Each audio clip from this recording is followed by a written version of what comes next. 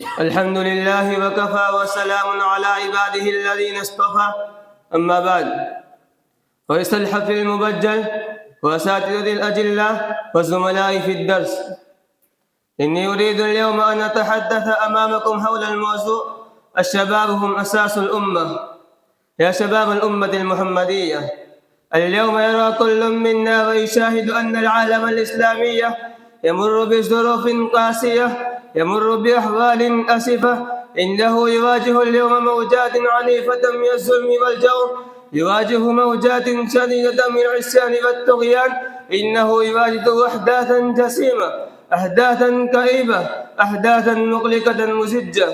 إنه محدق بأخطار كبيرة، بأخطار كادحة عظيمة، بأخطار شنيعة كئيبة. المؤامرات اليهودية والقوات الصهيونية تهجم أخرى داره هجمات سافرة متواصلة، هجمات جائرة، هجمات همجية، هجمات وحشية، وتمطر أمطارا من القنابل والغازات السامة المهلكة، فتذهب آلاف وملايين من المسلمين ضحيتها. والعالم الإسلامي شرقا وغربا وشمالا وجنوبا يعيش عيشا ذليلا، عيشا حقيرا، عيشا مظلوما مقهورا، ولا طاقة له أن يقابل هذه القوات الخبيثة، يقابل هذه المؤامرات الصهيونية اليهودية، كأن الذل والهوان كتب له خلودا أبدية.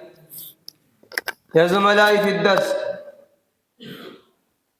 إن العالم الإسلامي في هذه الظروف الراهنة والأخطار المحدقة شاخص بصره إلى شبان الأمة المحمدية، لأن الشبان هم أساس القوم، هم أساس الملة، هم مأوى الأمل والرجاء، هم الذين يحدثون انقلابا عظيما، هم الذين يؤرخون تاريخ المجد والكرم، هم الذين يؤرخون تاريخ العزة والوقار. إن الشباب هم الذين يقدمون تضحيات مثالية فذة، هم الذين يعبرون قنطرة الأخطار والأحداث، هم الذين يلقون أنفسهم في بحار المصائب والفتن ويتنكبون عن ذكر العوالم جانبه.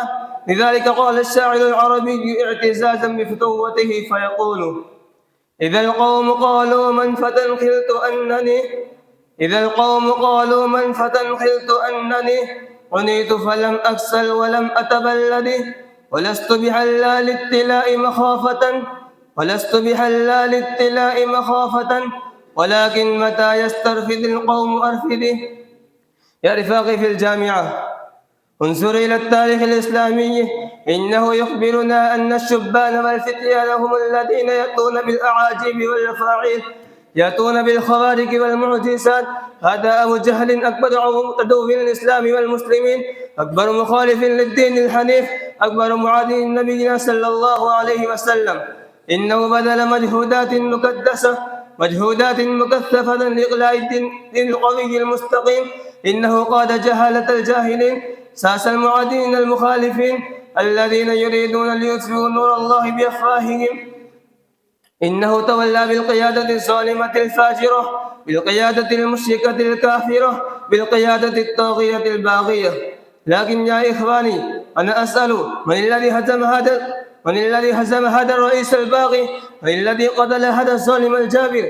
من الذي أدخله في نار جهنم؟ إنه لم يكن من الشيوخ الكبار، لم يكن من الأبطال الأقوياء، لم يكن من أصحاب الوجاهة والسيادة. إنه كان من جنس شبان، من جنس الفتيان، إنه كان من أعرانكم وأعمالكم. فيا زملائي، إن عالم الإسلام يحتاج اليوم إلى هذه النماذج الطيبة من الشبان المسلمين الذين يتحررون عن مكائد الشيطان وأماكن الفسق، وهم الذين يجلفون السفينة المستغرقة إلى بر الأمان وشاطئ السلام، وهم الذين يحملون اللواء ويرفعون مناء المجد والكرم ويقهرون الأعداء. وحق لهم أن يقولوا: ألا لا يجهلن أحد علينا، ألا لا يجهلن أحد علينا، فنجهل فوق جهل الجاهلين. واكتفي بهذه الكلمات.